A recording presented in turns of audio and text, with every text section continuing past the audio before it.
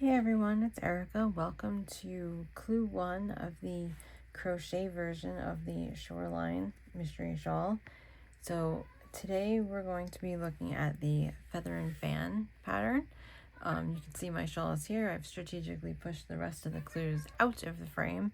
I thought I already did this video, and then I looked back and found that all the videos I took of Clue 1 were just me happily crocheting along and not actually telling you what was going on. So here we are with 2 repeats of the feather and fan, which is better anyway. We don't want to watch me go across the whole row. It takes way too long. Got hundreds of stitches here. So they are 17 stitch repeats.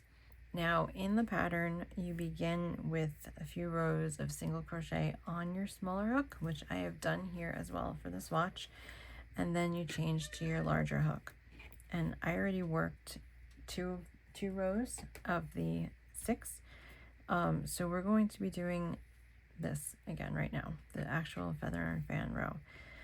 So it's just a 2-row repeat that you do 3 times total. So to start the row, whether you're starting it for the first time or the second or the third time, starts the same way. So you're going to start with chain 2 and a double crochet in that same space to work our increases, and then you're going to increase in the next 2 stitches as well. So you're going to do 2 double crochet and 2 double crochet.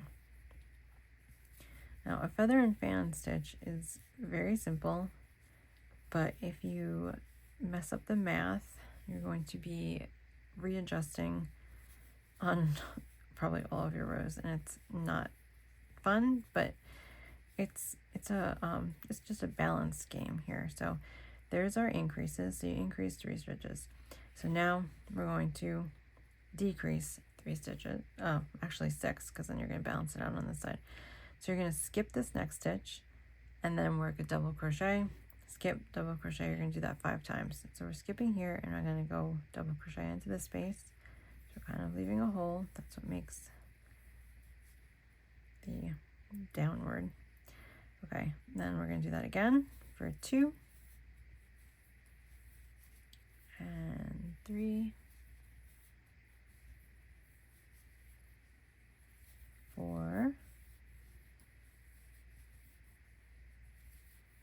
5, and you can see where it's lining up over the previous row.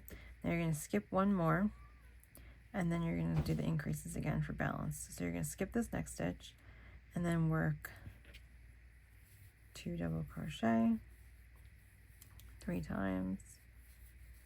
That's 1, 2, and 3. Okay, so now we're halfway through my swatch, because like I said, I did 2 repeats. So here we go. You've got increases with the decreases in the center to give it that wave here.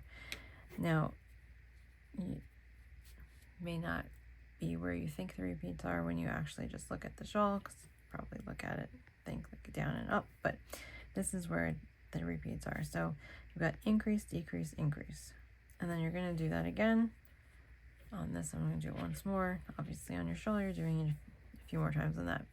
So you've got your feather and fan row, and then your return on the opposite side is just single crochet, and you're going to just single crochet into each of these stitches. Don't do anything to these spaces, stitches only. Okay, so now I'm going to work my increases again. So I got 2 double crochet into each stitch 3 times. I believe this is 2. I apparently can't count and talk at the same time. Yep, that's 2. And here's my 3rd one. Okay, now the decrease section. So skip, double crochet. 1, 2, 3, 4, All right. And add a little bit more yarn here. And then we're going to end those last 3 stitches. You're going to skip and then do, did I miscount? See, this is why I said you have to count everything. 1, 2, 3, 4, 5. Okay. So then you're going to do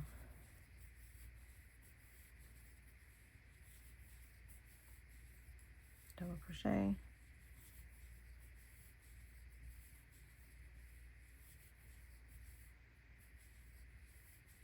and final.